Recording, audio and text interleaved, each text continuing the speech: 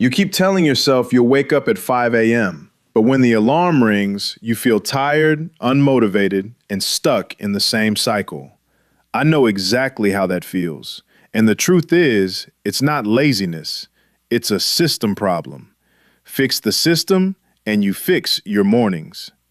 Welcome back to JìngGrowth.im, your host, Haoming, where your next level starts. Step 1.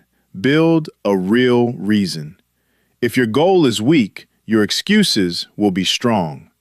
Define clearly why 5 a.m. matters to you: discipline, focus, or creating a life you're proud of. Step 2. Win the night. Sleep earlier.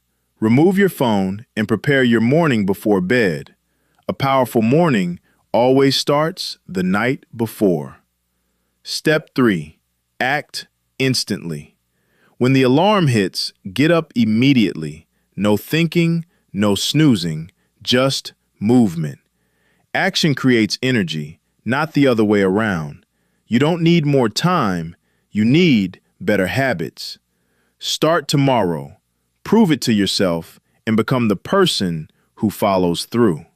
If this helped you, don't forget to like and subscribe for more content about self-development, and your new life started now.